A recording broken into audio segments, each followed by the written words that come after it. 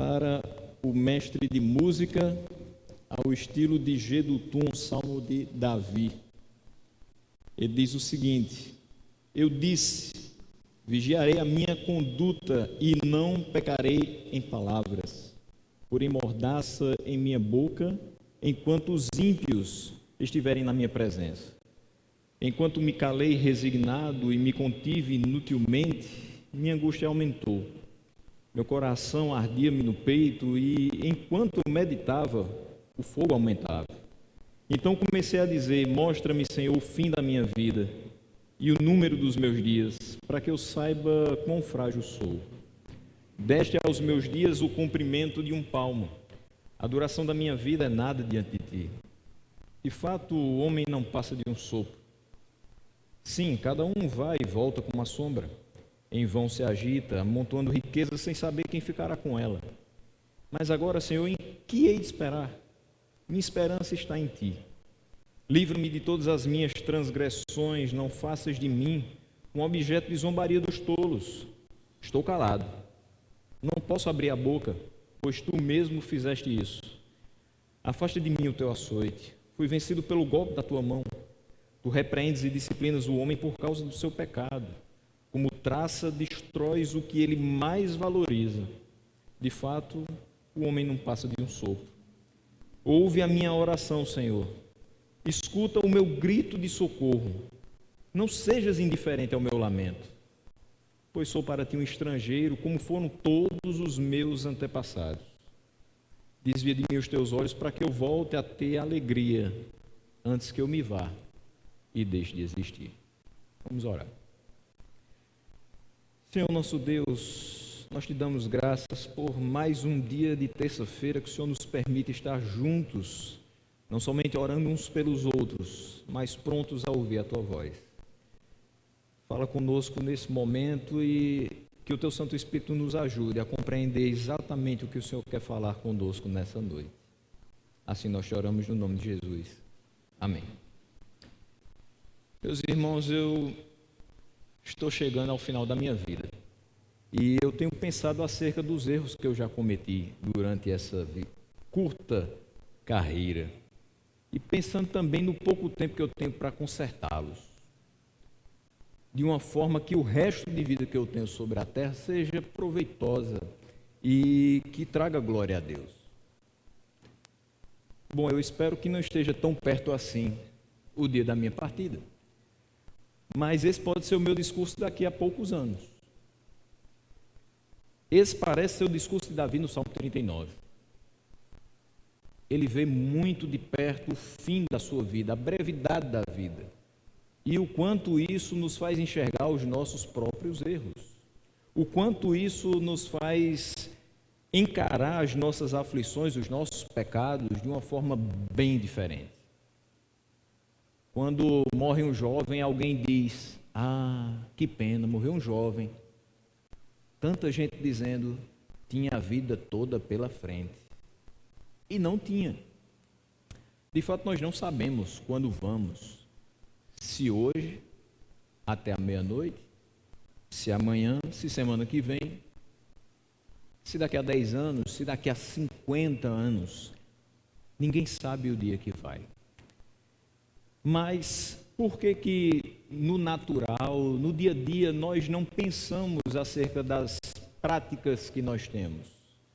Porque só pensamos nisso quando percebemos que está chegando o fim. Converse com uma pessoa que alcançou seus 90 anos de idade e ela vai dizer: ah, eu me lembro quando tal coisa era assim, quando eu tinha força para fazer isso, quando eu desenvolvia determinada atividade na igreja. Ah, mas hoje eu já não posso mais. E aí você pode fazer a seguinte pergunta para ela: qual a maior aflição que já arrebatou seu coração? E ela pode dizer, se for uma mulher, a morte do meu marido, a morte de um filho, que é uma coisa inesperada. Afinal de contas, o curso natural da vida não é esse, de pais enterrarem seus filhos. Se for um homem, pode dizer a morte de minha esposa, o dia em que perdi meu pai, e assim por diante. Mas por que a gente não pensa a respeito dos erros que cometeu? Por que não traz aflição ao nosso coração durante toda a nossa vida? O dia em que cometi algo contra o Senhor. Por que isso não aflige tão pesadamente o nosso coração e a gente só vai pensar nisso no final da vida? Ou quando está de cara com a morte? É impressionante o quanto a morte tem me rodeado nesses últimos dias. Para um pastor isso deveria ser algo mais ou menos comum. Por quê? Porque na mesma proporção, no meu caso, bem menos, mas é quase que na mesma proporção que nós casamos pessoas, apresentamos crianças, batizamos jovens, nós também fazemos cerimônias fúnebres. A morte sempre está presente na nossa vida. Mas não dá para ser tão natural quando isso se torna muito corriqueiro e você quer que ela passe longe de você. Quem está preparado para a morte? Alguém daqui está preparado? Alguém daqui teria coragem de abrir a sua boca e dizer assim: o Senhor pode me levar hoje? Por mais convicção que você tenha a vida eterna, certamente você não vai pensar de pronto, eu estou pronto para morrer. Você vai pensar, minha família vai ficar triste. Os meus irmãos ficaram tristes. Eu vou deixar muita coisa por fazer. Eu ainda tenho projetos que eu quero desenvolver para a glória de Deus, em nome dEle.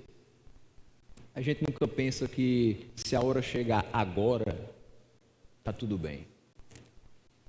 E é justamente quando nós temos alguns encontros meio que fortuitos com a morte, ou próximo dela, que vem um flashback, vem passando um filme na nossa retina e a gente começa a pensar: eu não deveria ter feito isso, eu deveria ter pensado melhor ao falar determinada coisa.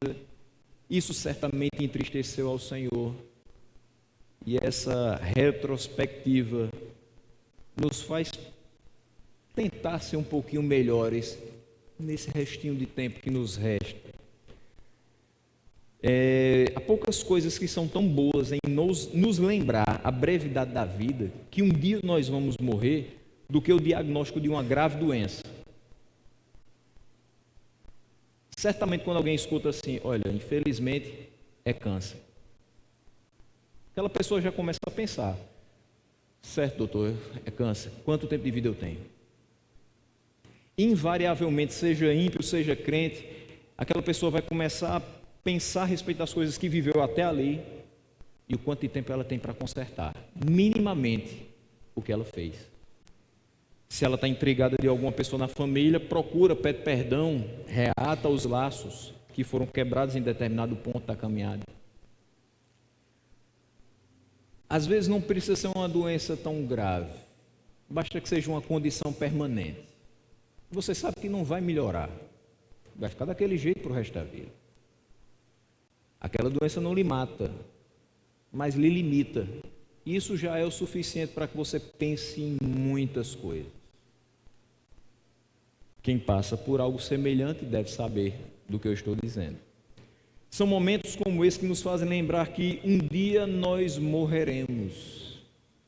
Ele pode estar às portas e pode demorar bastante. Isso para muita gente traz angústia. Como eu falei, você pode ser o crente mais piedoso, mais convicto da sua vida eterna. Quando você sabe que a morte está chegando, você se angustia. Seu coração fica inquieto, fica aflito. Mas, além de trazer angústia, essa notícia, essa certeza de estar perto, também vai trazer grandes, longos períodos de reflexão. Isso não é de todo ruim. Orações em tempos de enfermidade são aflitas, certamente são aflitas, mas também oferecem boas lições a quem as faz e a quem as escuta. E nesse cântico que Davi escreveu e colocou para que fosse conduzido esse cântico por Jedutum, um dos principais músicos nomeados por ele para o culto público, citado em 1 Crônicas 16, 41 e 42, ele inclui uma oração aflita em tempos de enfermidade. A gente vai analisar em 3 pontos esse salmo e essa oração. No versículo 1 até o versículo 3, ele diz: eu disse, vigiarei a minha conduta e não pecarei em palavras. Porém mordaça em minha boca, enquanto os ímpios estiverem na minha presença. Enquanto me calei resignado e me contive inutilmente, minha angústia aumentou. Meu coração ardia-me do peito, e enquanto eu meditava, o fogo aumentava. Até aqui. Havia algo inquietando o coração de Davi. Isso é certo. Só que ele não queria falar de qualquer jeito, ele não queria levar ao Senhor de qualquer forma essa aflição, essa inquietação. Às vezes a gente se coloca diante do Senhor e faz determinadas orações aflitas, mas não da maneira mais adequada. Não é porque o nosso coração está aflito que a gente vai jogar de todo jeito as palavras diante de Deus. Existem formas benéficas, benditas, de dizer: Senhor, está doendo. Existem formas pecaminosas de dizer: Senhor, eu não aguento mais, porque o Senhor mandou tudo isso para a minha vida. E é possível que o salmista estivesse aqui questionando a prosperidade dos perversos e temendo que, no caso de falar da sua ira, da sua frustração, por ver tudo que estava vendo, ele pudesse dizer a Deus alguma coisa ofensiva. Quando você contende com Deus, quando você questiona a Deus, certamente alguma coisa sai que você diz: naquela oração isso não deveria ter sido incluso. Por isso que Davi fala: eu vigiarei a minha conduta, eu vou prestar bem atenção naquilo que eu vou fazer, e eu não vou pecar em palavras. Eu estou inquieto, eu sei agora muito perfeitamente na minha cabeça, no meu coração, que a vida é muito curta, que eu sei que a morte pode chegar a qualquer momento, mas eu não vou pecar em palavras reclamando de Deus porque a minha vida é curta, porque me falta pouco tempo, e porque eu pequei e agora não tem tempo para consertar o volume de coisas que eu fiz contra Deus. É o que diz o versículo 1, parte A: vigiarei a minha conduta e não pecarei em palavras. Por isso ele se cala diante dos ímpios, já que ele não deve falar inadequadamente ao Senhor a sua aflição, ele se cala diante das pessoas que não compreendem a aflição do justo. E ele diz: porém mordaça em minha boca enquanto os ímpios estiverem na minha presença.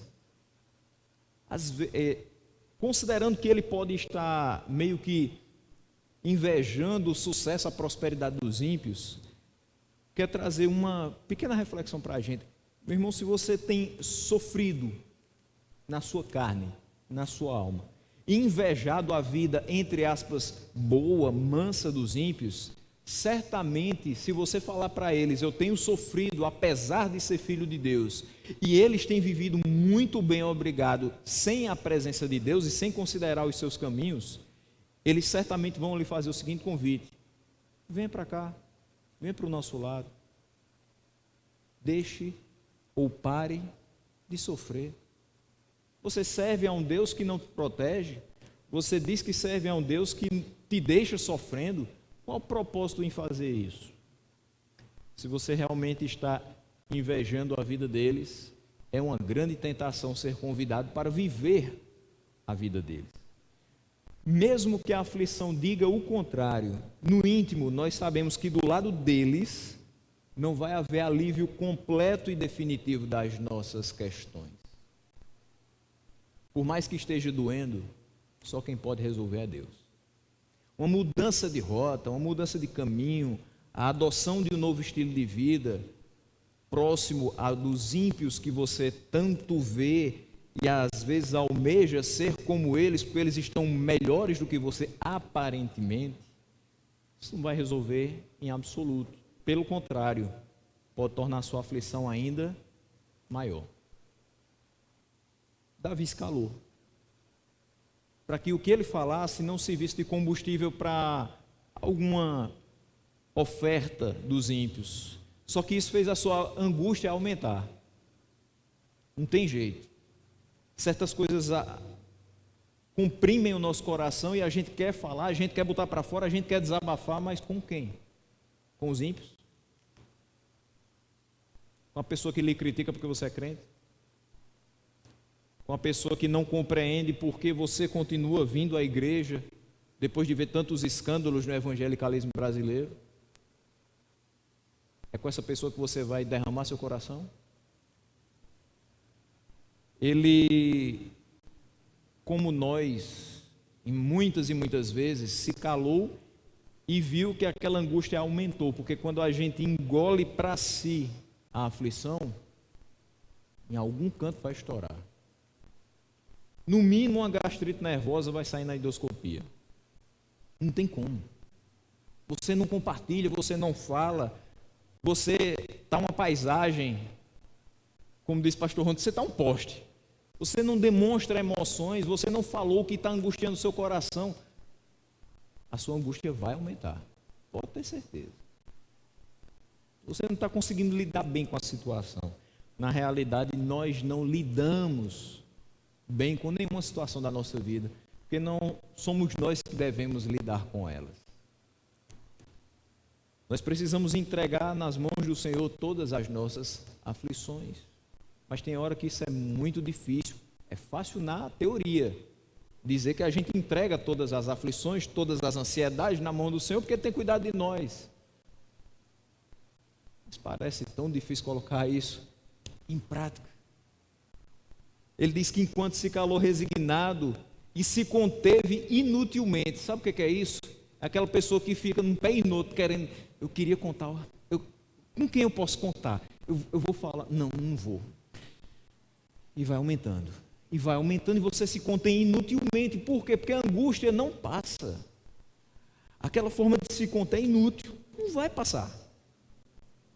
Ele diz que a angústia de fato aumentou. Davi tinha que tratar algo muito pesado no seu coração. Se ele não conseguia falar, se não tinha com quem se abrir, e a angústia só aumentava, ele precisava tratar disso. E ele diz no versículo 3, o meu coração ardia-me no peito, enquanto eu meditava, enquanto eu pensava nisso, enquanto eu avaliava toda a minha situação, todo o contexto em que eu me encontrava, o fogo aumentava. O ardor no peito, sem conseguir ter paz. Tem coisas que nós conseguimos compartilhar com os nossos pais, com os nossos cônjuges, com os nossos amigos, com os nossos pastores, mas tem dores agudas da alma que só conseguimos apresentar ao Senhor. Não adianta. E é nessa hora que você percebe que quanto mais você foge de um, foge de outro, não compartilha nem mesmo com aquelas pessoas que você tem diante de si, que são confiáveis, mas você não quer compartilhar com elas. O fogo aumenta tanto, o ardor no coração aumenta tanto, que nem quando você vai falar com o Senhor você consegue. Você já experimentou isso?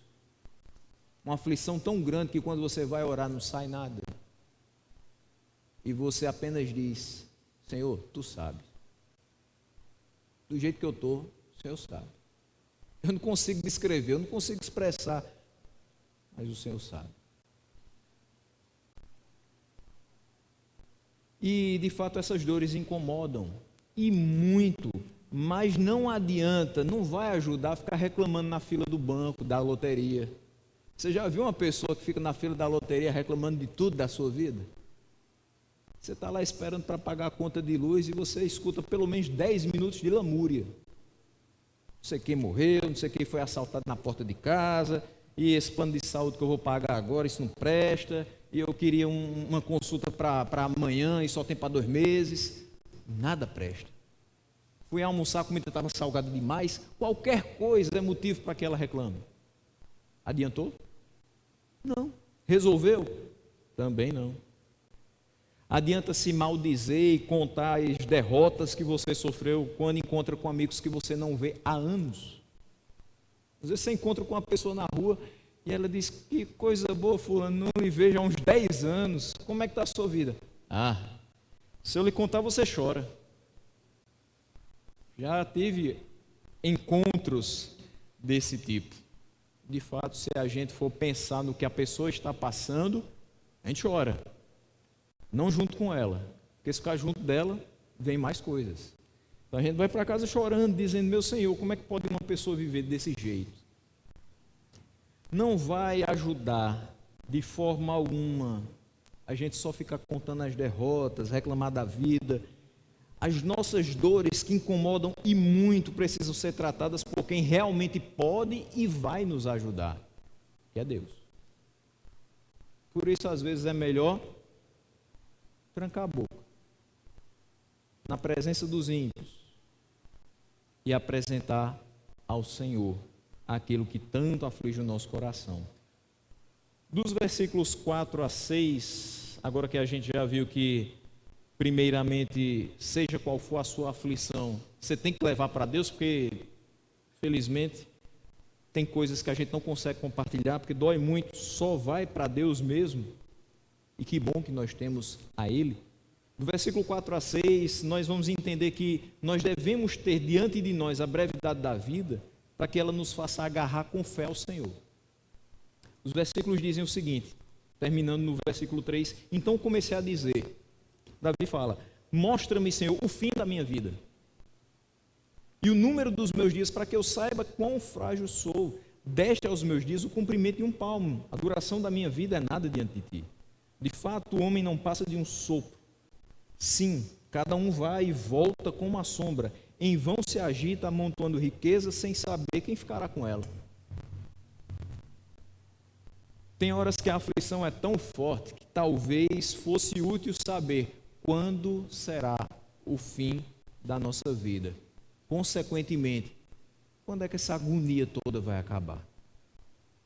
Mas a real utilidade em conhecer o número dos seus dias seria revelar a Davi quão frágil ele era.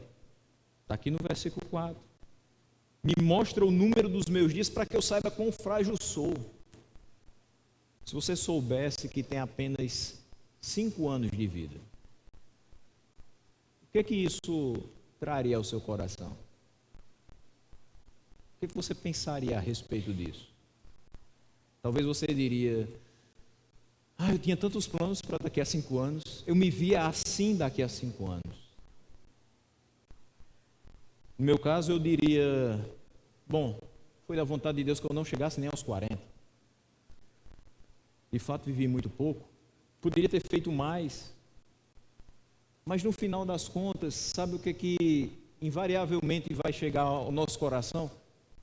Como eu sou frágil, como eu sou pequeno, eu não tive condição de fazer aquilo que eu pensei, aquilo que eu projetei. O tempo escapuliu por entre os meus dedos e eu não fiz nem metade do que eu pensava. E se a gente for analisar a vida de alguns que viveram a idade que a gente tem hoje, aí é que dá vergonha de tudo que a gente viveu.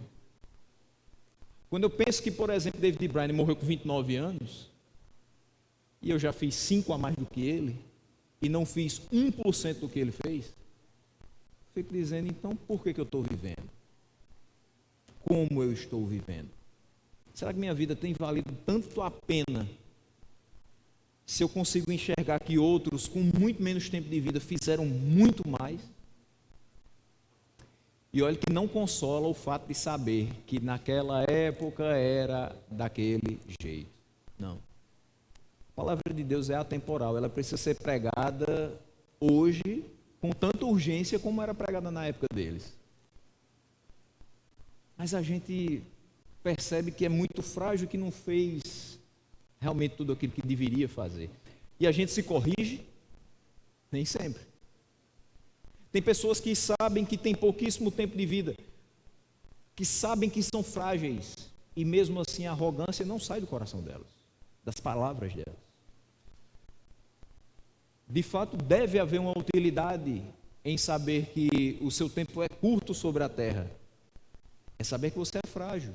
Mas se você sabe que é frágil, mas não busca forças em quem pode lhe dar força, essa informação nada adianta. A pessoa que não sabe que em Deus nós podemos ser feitos fortes e trabalhar para a sua honra e glória, vão saber apenas que são frágeis e não vão fazer nada de diferente do resto das suas vidas. Foi-nos dado um tempo de vida semelhante ao comprimento de um palmo. Daqui para cá. É muito pouco. Meu palmo deve ter uns 23 centímetros. Isso não é nada. uma régua escolar é maior do que o meu palmo. Isso quer dizer que se eu fosse transformar uma régua escolar na minha vida, eu ainda teria que cortar algum pedaço. Veja como a nossa vida é pequena. Se a nossa vida é pequena e nós conseguimos enxergar isso, por que a gente se acha tão forte? E acha que pode resolver as próprias aflições? E acha que pode resolver os próprios conflitos existenciais? E acha que pode organizar a sua mente de uma forma que você vai ficar praticamente invulnerável, sem a ajuda de um ser especial e poderoso como Deus. A duração da nossa vida não é nada quando comparada à grandeza de Deus. O tempo de Deus não é de um palmo, ele é eterno. Ele não cabe aqui na palma da minha mão. Ele não cabe na palma das mãos dos quase 8 bilhões de seres humanos espalhados da face da terra. Se eles juntassem de palmo a palmo, ainda assim seria totalmente insuficiente para calcular alguma coisa a respeito da grandeza de Deus. E por que, mesmo sabendo que somos frágeis, que o nosso tempo é semelhante ao comprimento de um palmo, que a duração da nossa vida nada é quando comparada a Ele, por que não colocamos a nossa vida nas mãos dele? Porque quando a coisa aperta, quando a gente vê a brevidade da vida diante de nós, a gente simplesmente diz: tudo bem, eu fiz o que dava para fazer. Tudo bem, eu sou frágil, mas o que fazer? O que fazer? Confiar nele. O que fazer? Pedir que ele se utilize de você. O que fazer? Viver o restante da sua vida, já que você não viveu para trás, para a glória dele. Pedir que ele mude sua rota. Pedir que ele faça do sopro que é a sua vida algo que realmente edifique as pessoas que estão à sua volta. O homem não passa de um sopro, dure ele 100 anos, 34 anos ou apenas algumas horas. Tudo passa tão rápido como a passagem de uma sombra. Pela manhã você acorda, vai para o seu trabalho e o sol está projetando sua sombra naquele local. Daqui a 10 minutos, a sua sombra já está aqui. Daqui a 2 horas, a sua sombra já está sendo projetada aqui. No fim da tarde, a sua sombra está sendo projetada aqui. Caiu a noite e a sua sombra já não está mais sendo projetada pela luz do sol. Passou. 24 horas. Que às vezes a gente diz: o dia passou, não fez nada. Você fez, você sabe o que você fez, mas você encara que não fez nada de produtivo. Você lavou sua casa inteira, você preparou o seu almoço, o seu jantar, você organizou seus filhos para ir para a escola, você fez muitos trabalhos externos, mas mesmo assim você encara que aquelas 24 horas foram como nada, passaram tão rápido que o que eu fiz? E muitas coisas ficaram para amanhã. E daí você percebe que a frase que talvez você mais goste de falar não deveria estar dentro do seu vocabulário. Quando você olha para uma pessoa e diz assim: eu quero que você faça isso para ontem. Não. O ontem já passou. E o hoje está passando também. Se você não acordar e não abrir os olhos, nem o amanhã você verá. Sem confiar em Deus, não peça nada para ontem. Peça sempre bem para frente. Você vai precisar de muito tempo para se corrigir e confiar nele. Mas mesmo confiando em Deus, sempre peça coisas para agora, nunca para ontem. Em vão nós nos agitamos, em vão nós corremos, enlouquecemos atrás do vento e juntamos bens que nós não sabemos para quem ficarão, diz o versículo 6, na parte B. E essa reflexão que Davi faz aqui lembra muito o que Salomão nos deixou escrito em Eclesiastes 5, 15 e 16. Ele diz o seguinte: o homem sai nu do ventre da sua mãe, e como vem, assim vai.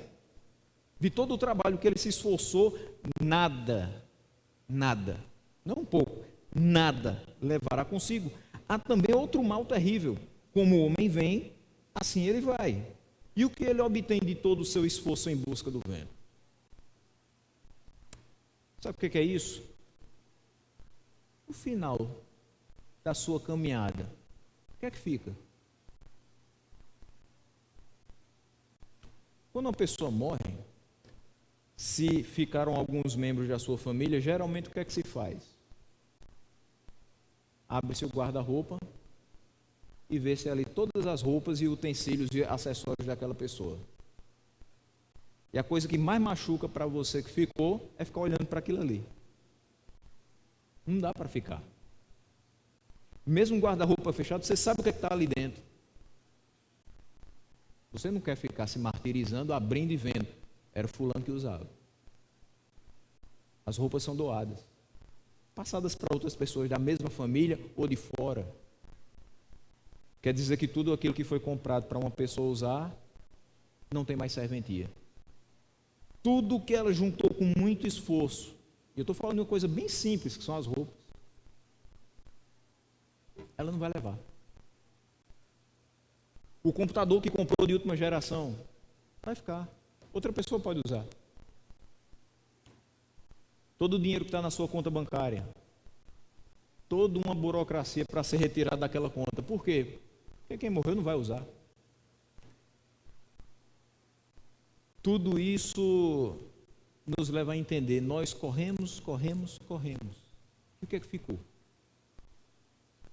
Por mais que todos aqueles utensílios, que a conta bancária, o que restou dela, tudo isso seja repartido entre quem ficou, e a gente não mais pense naquela pessoa a partir daqueles objetos, mas se ela teve uma vida digna diante do Senhor, uma coisa muito mais valiosa do que tudo aquilo, fica.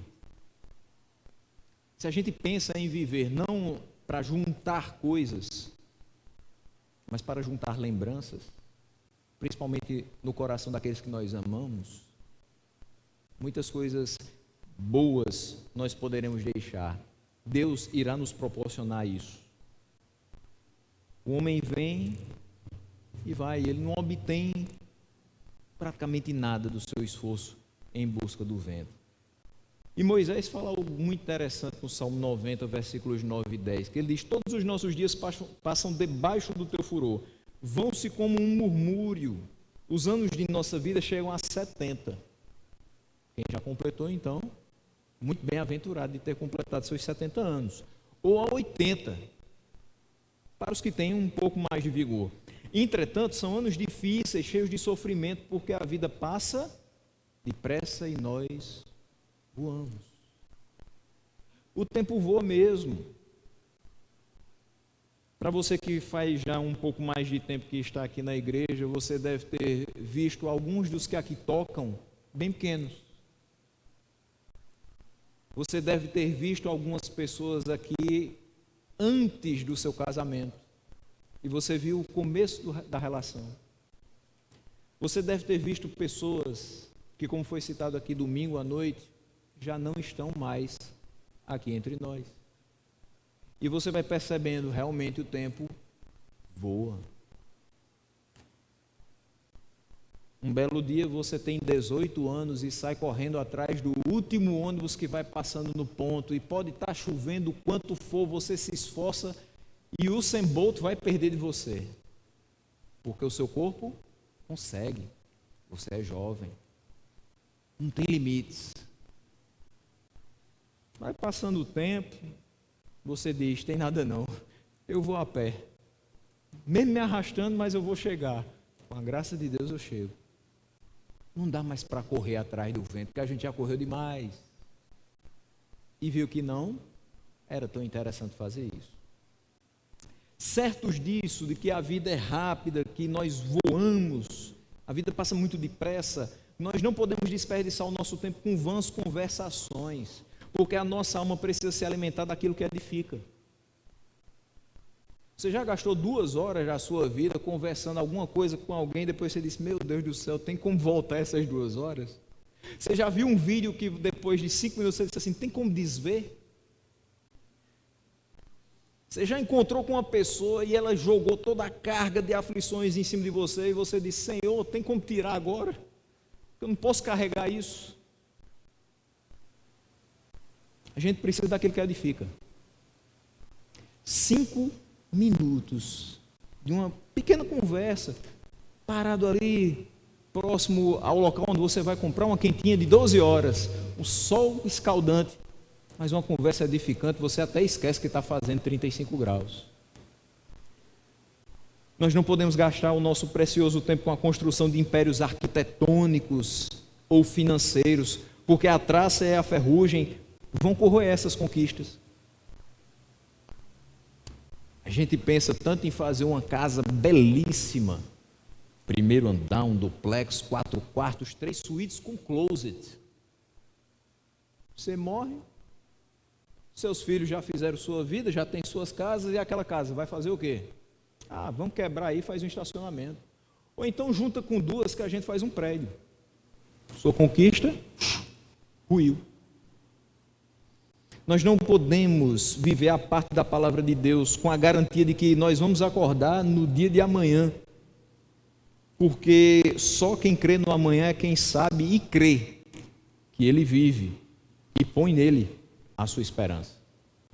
A brevidade da vida nos deve servir de incentivo a uma busca incessante por um viver piedoso, com fé em Deus, consciente de que para todo aquele que nele crê, quando ele fecha os olhos, ele vai ter a vida eterna.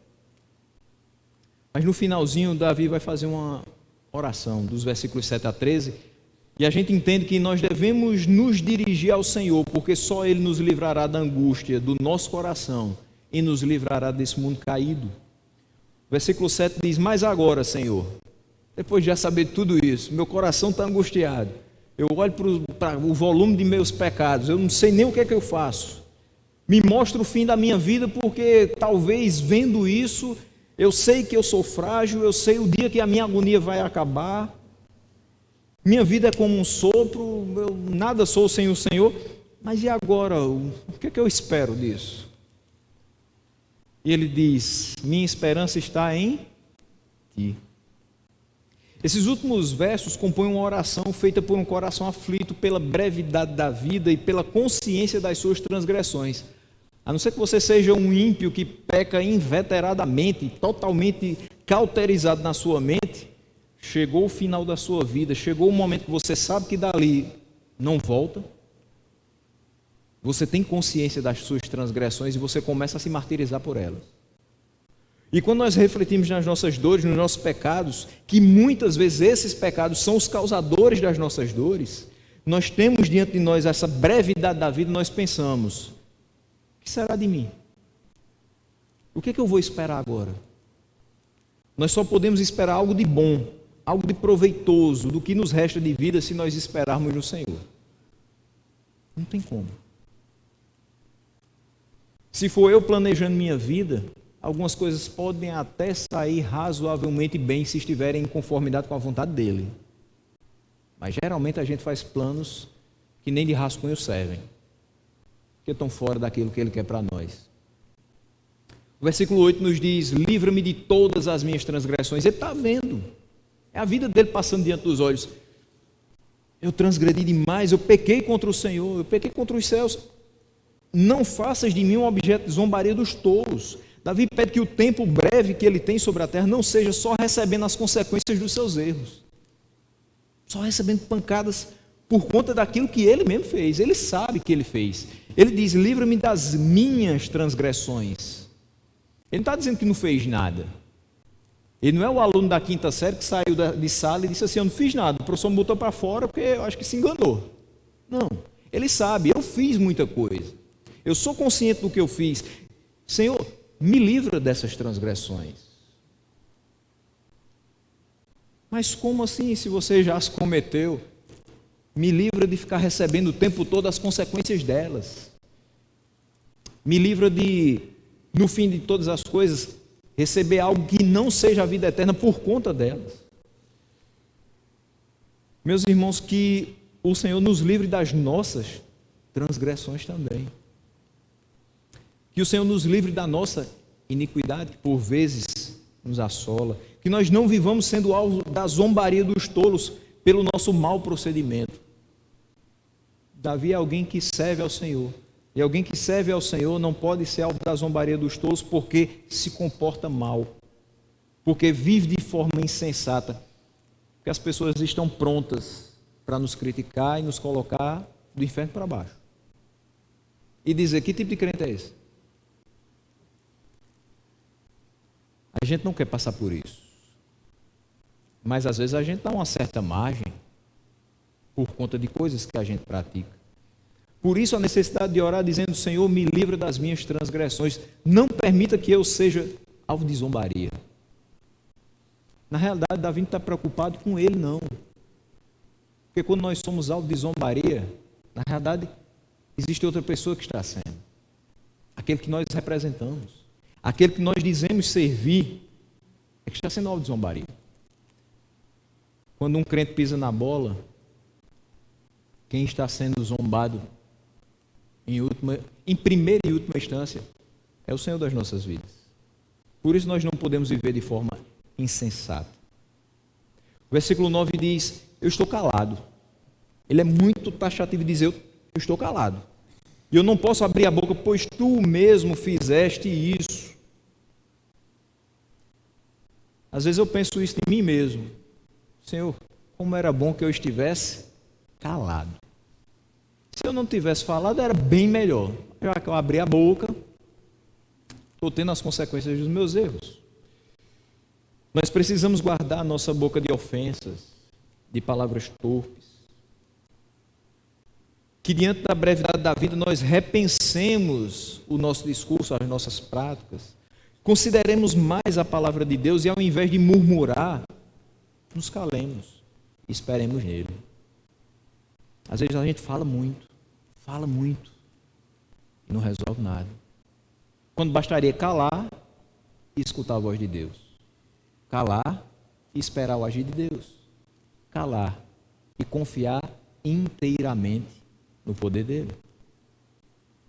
O versículo 10 diz, afasta de mim o teu açoite, fui vencido pelo golpe da tua mão. Como Davi, por vezes nós pedimos que o Senhor alivie o peso sobre nós. Quando ele pede que Deus afaste o açoite, pois foi vencido pelo golpe da sua mão, é bem provável que a gente se lembre de algumas vezes que a gente fala exatamente o seguinte, meu Deus do céu, o que é que está acontecendo? E alguém está muito pronto a responder para você sobre essa pergunta. Ah, é Deus pesando a mão, meu filho. De fato, é Deus pesando a mão. Ao que você responde, misericórdia. O golpe da mão do Senhor podia ser uma doença que afligia Davi. Mas talvez isso incluísse uma depressão ou outros reveses da vida. Qualquer coisa que nos tire do prumo, que nos tire do eixo, que nos faça, às vezes, pensar, será que está valendo a pena viver debaixo desse sol? O fato de pedir que o Senhor se compadeça de nós e abrande a sua disciplina não exclui a consciência de que nós erramos. É como eu falei agora há pouco. Ele sabe que errou, nós sabemos em que erramos. E nós sabemos também que nós somos responsáveis pelos nossos atos. Lembre-se disso. Todos nós somos responsáveis por aquilo que fazemos. Só que, depois de pedir sinceramente perdão ao Senhor, e certos de que Ele perdoa, nós rogamos para que Ele seja sensível à nossa dor, à nossa enfermidade. Não tem problema nenhum em você dizer, Senhor, eu já te pedi perdão. Seja um pouco mais brando na sua disciplina, porque eu estou me sentindo extremamente aflito. E eu não quero sair de um momento de aflição para um momento de ira contra o Senhor. Eu não quero sair de um momento de uma dor, uma enfermidade que deveria me fazer estar contrito diante de Ti para um momento de murmuração contra o Senhor. Versículo 11, ele diz, tu repreendes e disciplinas o homem por causa do seu pecado, e como traça destróis o que ele mais valoriza. E de fato o homem não passa de um sopro. Receber a correção de Deus por conta do pecado do homem deveria nos fazer repensar as atitudes para que a gente não sofra demasiadamente. Tem pessoas que a gente olha e diz assim, meu irmão, pare de fazer isso. Você já sabe que é errado? Por que você continua fazendo? E a pessoa pode até dizer assim, você é mais forte que eu. Quando eu vejo, eu já estou fazendo. Mas se a gente encarasse, de fato, que Deus nos corrige, que Ele não deixará o nosso pecado impunemente, por mais longânimo que ele seja, mas Ele também é justo. Os dois atributos não são excludentes um ao outro. Nós precisaríamos repensar nossas atitudes e parar de fazer aquilo que a gente às vezes chama de pecado de estimação. Porque tenha certeza, se a gente continuar fazendo determinadas coisas, a gente vai sofrer muito, não é pouco. Porque cada vez que a gente pecar no mesmo quesito, menos arrependidos ficaremos e mais vai doer a correção do Senhor sobre nós. Davi, no Salmo 6, versículos 1 e 2, ele também pede ao Senhor por misericórdia, porque ele sabe que o castigo em resposta aos nossos pecados pode nos fazer desfalecer. Ele diz: Senhor, não me castigues na tua ira, nem me disciplines no teu furor. Misericórdia, Senhor, pois vou desfalecendo. Cura-me, Senhor, pois os meus ossos tremem. Não é fácil suportar o castigo de Deus aos nossos pecados. E é isso que o pecado faz.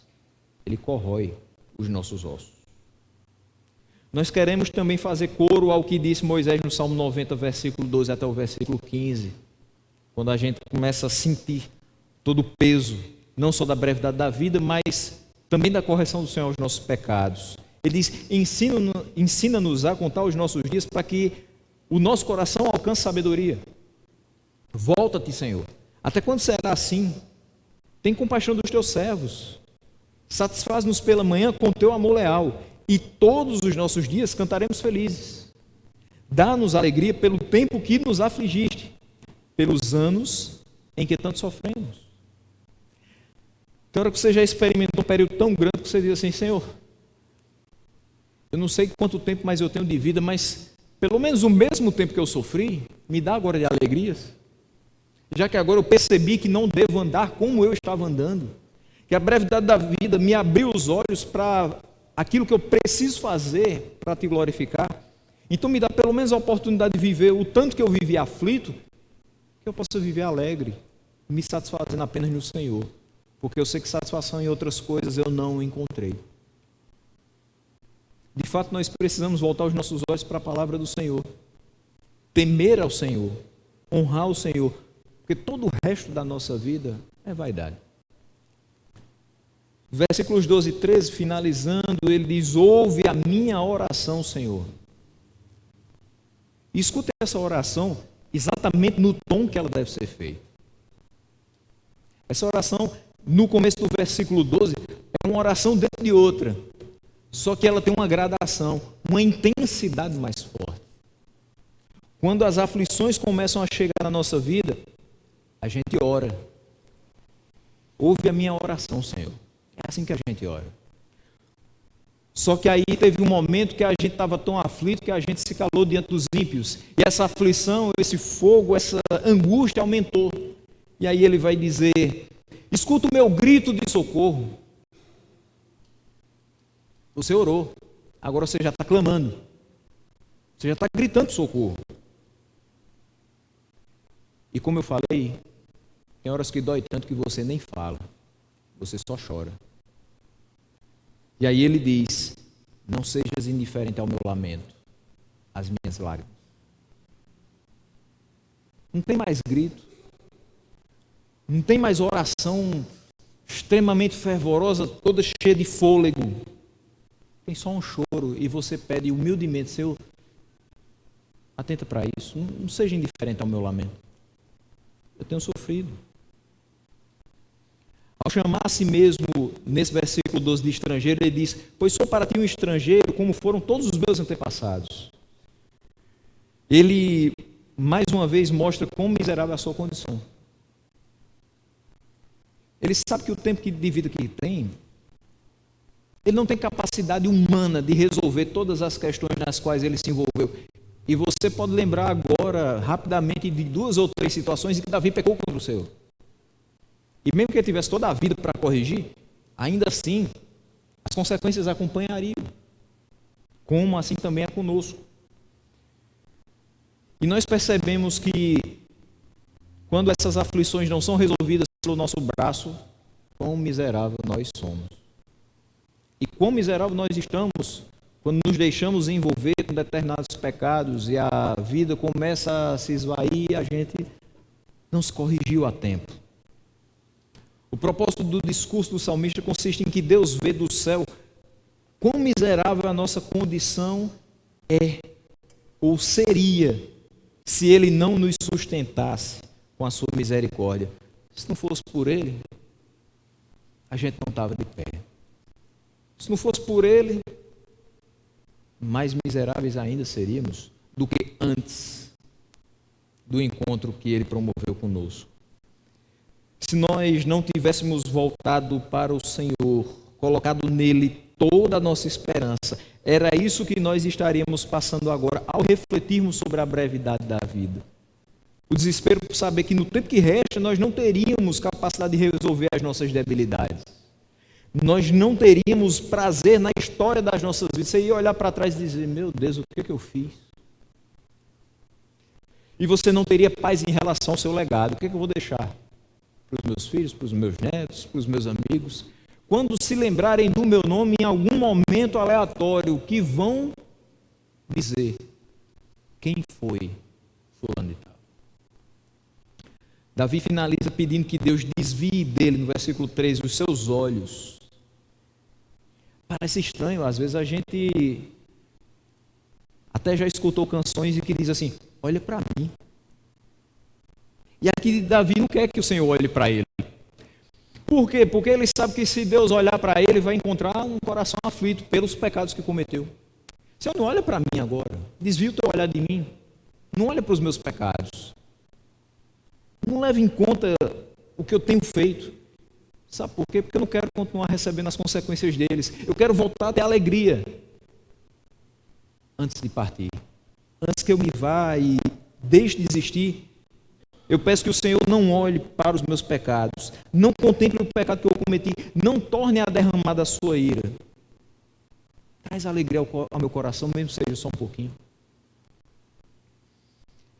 Eu quero finalizar trazendo 3 pequenas reflexões para a gente. Davi se deu conta de quão breve é a vida e o quanto ele sofreria durante esse curto espaço de tempo por ser um pecador. Não acertando nas suas escolhas, não sabendo nem mesmo como começar a fazer isso. Como é que eu começo a acertar aqui? Sendo fragilizado pelo passar dos anos, a deterioração do seu corpo físico, com o coração aflito por querer sentir alegria sem saber onde encontrar. Qual a resposta para a aflição de Davi, meus irmãos? Qual a resposta para os nossos questionamentos, para a nossa aflição? Deus responde a Davi. Deus nos responde com o envio do seu Filho. Cristo é a resposta para os nossos questionamentos. Cristo é o perdão para os nossos pecados, para as nossas transgressões. Ele é a cura para as nossas enfermidades, sejam elas físicas ou espirituais. Uma segunda questão é não perca tempo. Sabendo que a vida é breve e que nós não suportamos um sofrimento que perdure, coloque a sua esperança em Cristo. Por último, o fato de percebermos e refletirmos acerca da brevidade da vida não deve nos impulsionar a um viver inconsequente. Já que falta pouco tempo, vou aproveitar. Não adianta mais ficar pensando no que eu fiz ou deixei de fazer. Aproveitar o resto do tempo que eu tenho. Não deve nos impulsionar também a um viver indolente, sem preocupação em acertar. Antes que isso nos faça agarrar com fé o Senhor e a vida que Ele nos propõe viver para a sua honra e para a sua glória, evitando uma lista enorme de arrependimentos nos nossos momentos finais, nos quais só deverá existir espaço para agradecimentos ao Senhor por todos os seus benefícios para conosco. Que no final da nossa vida a gente só tem a agradecer. Que a gente não se arrependa do que fez, a não ser de não ter corrido para os braços dele muito antes.